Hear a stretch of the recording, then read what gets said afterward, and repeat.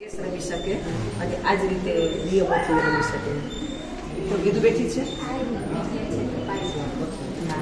આમાંથી દાદા તમે કોઈ પણ એક પોતાનું એટલે આમાંથી તમને બ્રેલ લિપિનો ખ્યાલ આવશે અને હળવી રમતો પણ રમી શકાય.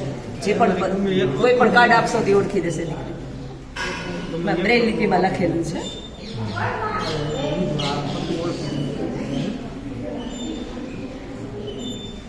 છોકરીનો દસ્તો. શાબાશ.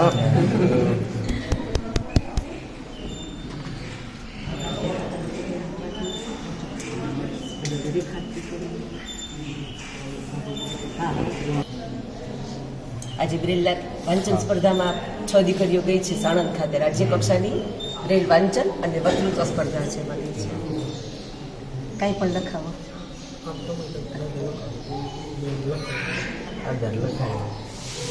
જય ઋષિ દાદા લખજો. જય ઋષિ દાદા.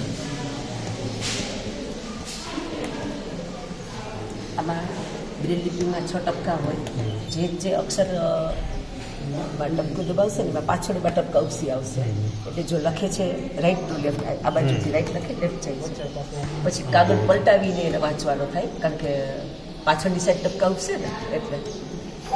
અને 63 સંજ્ઞાઓ બ્રેલના અલગ અલગ 6 ટપકામાંથી બને. એમાં જે પણ ભાષા હોય એના મૂળાક્ષરો મુજબ એના ટપકા નક્કી થાય.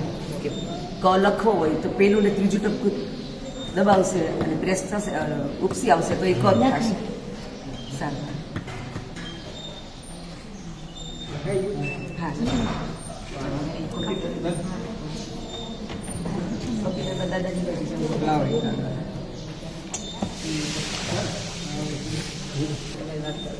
કમ્પ્યુટરમાં ટોકિંગ સોફ્ટવેર ઇન્સ્ટોલ કરેલો હોય છે. એ સ્ક્રીન રીડર તરીકેનું કામ કરે છે. એટલે અમે જે પણ કોઈ કી પ્રેસ કરીએ ને તો એ બોલે કે આ સ્ટાર્ટ મેનુ છે, કોઈ પ્રોગ્રામર છે, એ બોલી.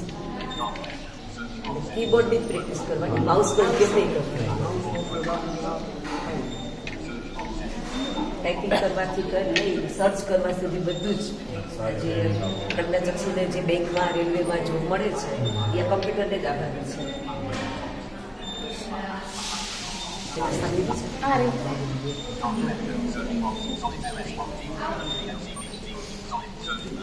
બધું જ કામ કરી ગુજરાતી ટાઈપિંગથી માંડી બધું કરી